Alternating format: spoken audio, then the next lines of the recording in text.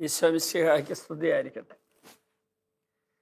പാപത്തിൻ്റെ രണ്ടാമത്തെ നിർവചനത്തിൽ ദൈവമായി മാമോദിസ വഴിയോ വിശ്വാസം വഴിയോ ഉണ്ടാക്കിയ ഉടമ്പടി തകർത്ത് പിശാചുമായി നാശത്തിൻ്റെ ഉടമ്പടി സ്ഥാപിക്കുന്നതാണ് പാപമെന്ന് ഒരു നിർവചനമാണ് ഞാൻ നിങ്ങളുടെ മുമ്പിൽ അവതരിപ്പിച്ചത്. ദൈവമായി ഉണ്ടാക്കിയ ഉടമ്പടിയുടെ ഫലമായി നമുക്ക് കിട്ടുന്ന അനുഗ്രഹങ്ങളെക്കുറിച്ച് നമ്മൾ കഴിഞ്ഞ ക്ലാസ്സിൽ മനസ്സിലാക്കി. ഇപ്പോൾ പിശാചുമായി ഉണ്ടാക്കുന്ന ഈ നാശത്തിൻ്റെ ഉടമ്പടിയുടെ ഫലമായി സംഭവിക്കുന്നത്, പിശാച് നമ്മുടെ മേലൊരു കെട്ട്, ഒരു ബന്ധനം ഇടും. പിശാച് അങ്ങനെ നമ്മളെ ബന്ധിച്ചു കഴിഞ്ഞാൽ നമുക്ക് ഒറ്റയ്ക്ക് ആ കെട്ട് പൊട്ടിക്കാൻ, ആ ബന്ധനം അഴിക്കാൻ പറ്റില്ല. On our own we cannot break that bondage. സ്വന്തം കഴിവിൽ, കപ്പാസിറ്റിയിൽ നമുക്കതിനെ തോൽപ്പിക്കാൻ പറ്റില്ല. പിശാചിനെ പരാജയപ്പെടുത്തിയവനായി ഈശോയ്ക്ക് മാത്രമേ പറ്റൂ. 1 യോഹന്നാൻ 3:8. പിശാചിൻ്റെ പ്രവൃത്തികളെ നശിപ്പിക്കാനാണ് ദൈവത്തിൻ്റെ പുത്രൻ പ്രത്യക്ഷനായത്. പിശാചിൻ്റെ പ്രവൃത്തി എന്താ? മോഷ്ടിക്കുക, കൊല്ലുക, നശിപ്പിക്കുക. അതാണ് അവൻ്റെ പ്രവൃത്തി. യോഹന്നാൻ 10:10. എന്നാൽ ഈശോ വന്നിരിക്കുന്നത് ജീവൻ നൽകാനും അത് സമൃദ്ധമായി നൽകാനുമാണ്. അവൻ ഇത് പൊട്ടിക്കുന്നില്ലെങ്കിൽ, ഈശോ വന്ന് ആ കെട്ട് പൊട്ടിക്കുന്നില്ലെങ്കിൽ നമുക്ക് സ്വാതന്ത്ര്യം കിട്ടില്ല. അങ്ങനെ പിശാചുമായി ഉണ്ടാക്കിയ ഈ പൈശാചിക ഉടമ്പടി, നാശത്തിൻ്റെ ഉടമ്പടിയുടെ ഫലമായി നമ്മിലേക്ക് കയറി വന്ന പൈശാചികതയാകുന്ന ശാപം നമ്മിൽ നിന്ന് പോകണമെങ്കിൽ പിശാചിൻ്റെ പ്രവൃത്തികളെ നശിപ്പിക്കാൻ വന്ന ഈശോ മിശിഹ ഈ കെട്ട് പൊട്ടിക്കണം. നമ്മൾ ആ കാര്യത്തിൽ ബൈബിളിലെ ഒരു സംഭവത്തിലേക്ക് ഒന്ന് ശ്രദ്ധ തിരിക്കുകയാണ്. യോഹന്നാൻ്റെ സുവിശേഷം 5-ാം അധ്യായത്തിൽ ബെത്സൈദ കുളക്കരയിൽ കിടന്നിരുന്ന ഒരു മനുഷ്യൻ്റെ അടുക്കലേക്ക് ഈശോ ചെല്ലുന്നുണ്ട്. അവൻ 38 വർഷം മുമ്പ് അവിടെ പോയി കിടക്കുന്നതാണ്. ഈശോ അവൻ്റെ അടുത്ത് ചെന്നിട്ട് അവരോട് സുഖം പ്രാപിക്കാൻ ആഗ്രഹമുണ്ടോ ചോദിക്കുമ്പോൾ അവൻ, എന്നെ കുളത്തിലേക്ക് ഇറക്കാൻ ആരുമില്ല എന്ന് പറഞ്ഞൊരു പരാതി പറയുന്നു. പൈശാചികമായതിലൂടെ തനിക്ക് രക്ഷ കിട്ടുന്നില്ല എന്ന് അവൻ സൂചിപ്പിക്കുകയാണ്. അപ്പോൾ ഈശോ ഒരു വചനം അയച്ചു.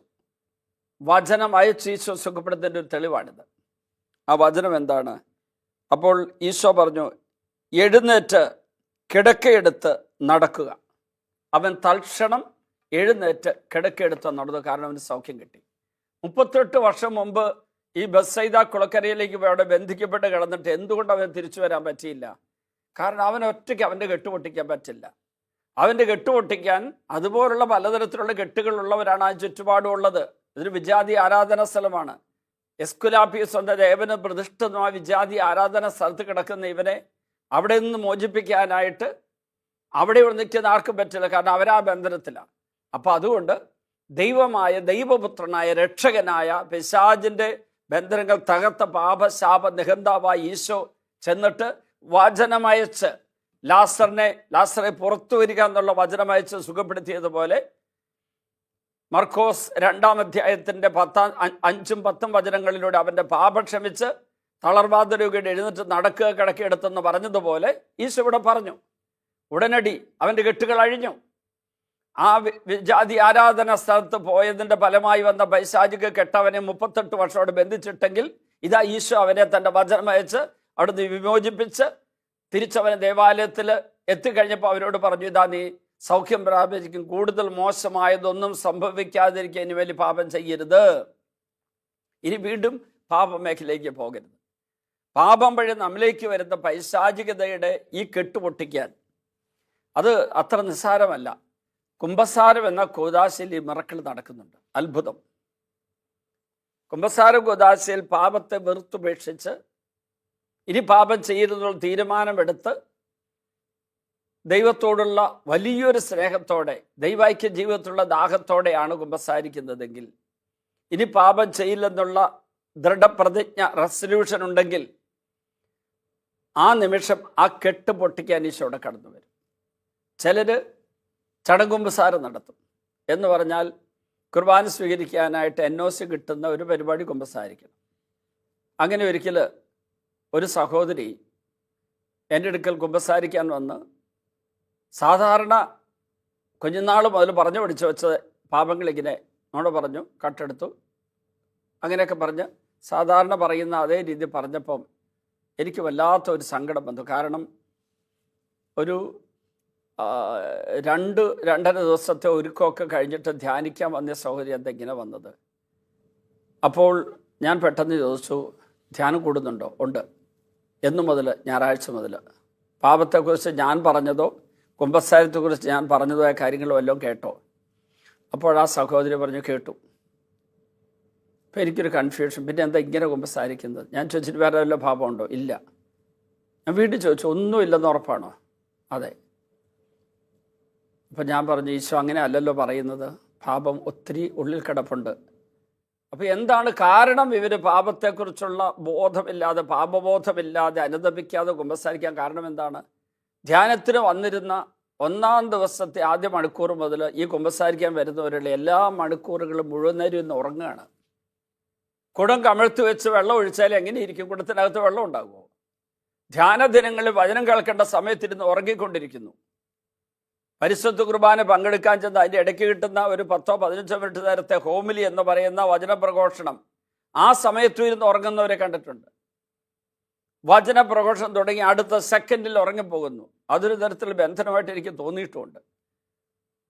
ഏതായിരുന്നാലും ഈ സഹോദരിയോട് ഞാൻ പറഞ്ഞു, നീ ഒട്ടും തന്നെ അനുദപിച്ചിട്ടില്ല, അതിൻ്റെ പാപം നീ ഏറ്റു പറഞ്ഞിട്ടില്ല, ഇഷ്ടംപോലെ പാപം നിന്നിലുണ്ട്. പെട്ടെന്ന് അച്ഛനെന്താ അങ്ങനെ പറഞ്ഞെന്ന് ചോദിച്ചു. ഞാൻ ഓരോന്നായിട്ട് ചോദിച്ചു. ഞാൻ നിങ്ങളോട് പറയട്ടെ, ഞാനൊരു എക്സാജറേറ്റ് ചെയ്ത് ഒരു കൂടുതൽ കൂട്ടിപ്പറഞ്ഞ് സംസാരിക്കുകയല്ല. 12ഓളം പാപങ്ങൾ അവളോട് എഴുതിയെടുക്കാൻ പറഞ്ഞു. എന്നിട്ട് അവൾ എഴുതിയെടുത്തു. 12ഓളം പാപങ്ങൾ, എല്ലാം മാരക പാപങ്ങൾ. അതിൽ പ്രത്യേകിച്ച് വിവാഹ കൂദാശ സ്വീകരിച്ചതുപോലും പാപത്തോടെയായിരുന്നു. കുമ്പസാരത്തിൽ പാപങ്ങൾ ഏറ്റു പറയാതെയായിരുന്നു. അങ്ങനെ കുമ്പസാരിച്ചാലുള്ള കുഴപ്പം, കള്ള കുമ്പസാരം നടത്തിയാലുള്ള കുഴപ്പം, പിശാചുമായിട്ടുള്ള ആ ബന്ധത്തിലൂടെ വന്ന ബന്ധനം അഴിയുകയില്ല. പിശാചുമായിട്ടുള്ള ആ ബന്ധത്തിലൂടെ വന്ന ബന്ധനം ഈശോ വന്ന് അഴിക്കണമെങ്കിൽ ഈ പാപങ്ങൾ ഈശോയ്ക്ക് ഏൽപ്പിച്ചു കൊടുക്കണം. നമ്മളൊരു കാര്യം ഓർക്കണം. ലൂക്ക 17:14 10 കുഷ്ഠരോഗികളോട് ഈശോ പറഞ്ഞു, നിങ്ങൾ പോയി നിങ്ങളെ തന്നെ പുരോഹിതന്മാർക്ക് കാണിച്ചു കൊടുക്കുക. സത്യത്തിൽ കുമ്പസാരത്തിൽ അതാ സംഭവിക്കുക. അവിടെ ഇരിക്കുന്ന പുരോഹിതൻ, he's representing the Lord Jesus. യേശുവിനെ പ്രതിനിധിയാണ് ആയിരിക്കുന്നത്. ആ പുരോഹിതൻ അവിടെ ഇരിക്കുമ്പോൾ യേശുവിൻ്റെ അടുക്കലാണ് നിൻ്റെ പാപങ്ങൾ നീ അവതരിപ്പിക്കുന്നത്. നീ ആയിരിക്കുന്ന അവസ്ഥയിൽ നിന്നെ തന്നെ അവിടെ അവതരിപ്പിക്കുന്നു.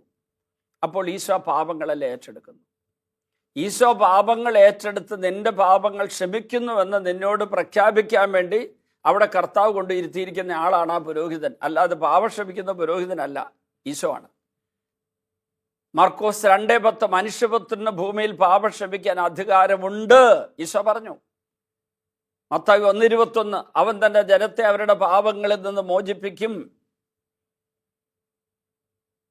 1 യോഹന്നാൻ 1:7 അവിടുത്തെ പുത്രനായ യേശുവിൻ്റെ രക്തം എല്ലാ പാപങ്ങളിൽ നമ്മെ മോചിപ്പിക്കുന്നു. അപ്പം ഇവിടെ പാപമോചനം തരുന്നത് ഈശോ ആണ്. ഈശോ പാപമോചനം തരുമ്പോൾ സംഭവിക്കുന്നതാണ് ആ ബന്ധന വിടുതൽ. പിശാചുമായിട്ടുണ്ടാക്കിയ ഉടമ്പടി തകരുന്നു. ആ ഉടമ്പടി വഴി നമ്മൾ പിശാചിൻ്റെതായി മാറി. നമ്മുടെ മേൽ പിശാചിന് അധികാരവും അവകാശവും കിട്ടി. അവൻ എന്ത് വേണം നമ്മുടെ മേൽ ചെയ്യാം, നമ്മളെ നിയന്ത്രിക്കാം. ഒബ്സെഷൻ എന്ന് പറയുന്ന നമ്മുടെ മനസ്സിനെ പിശാച് ബന്ധിക്കുന്ന അവസ്ഥ, ദുരന്തം ഉണ്ടാകും. കുമ്പസാരത്തിലൂടെ അത് മോചനം കിട്ടും. അപ്പോൾ പാപമോചനം പ്രാപിക്കുമ്പോൾ പിശാചുമായിട്ടുള്ള ഉടമ്പടി തകർന്നു, ദൈവമായിട്ടുള്ള ഉടമ്പടി പുനഃസ്ഥാപിക്കപ്പെടുന്നു. അതോടുകൂടി ഉന്നത സ്വർഗത്തിൽ നിന്ന് നമ്മിലേക്ക് ഒഴുകി വരേണ്ട എല്ലാ ദൈവാനുഗ്രഹങ്ങളും ഇതാ ഒഴുകി വരുന്നു, പ്രവഹിക്കുന്നു.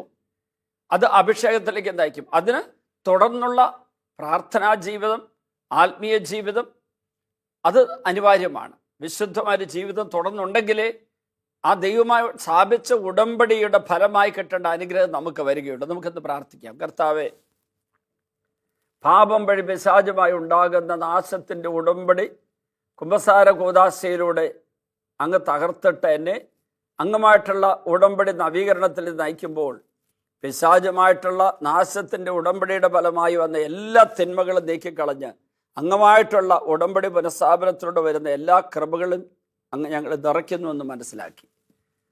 ഇപ്പോൾ ഈ ശുശ്രൂഷ പങ്കെടുക്കുന്ന എല്ലാവർക്കും ഒരു നല്ല കുമ്പസാരത്തിലുള്ള കൃപയും അനുഗ്രഹവും ആശീർവാദം നൽകണമേ. പിതാവിൻ്റെയും പുത്രൻ്റെയും പരിശുദ്ധാത്മാവിൻ്റെ നാമത്തിൽ ആമേൻ.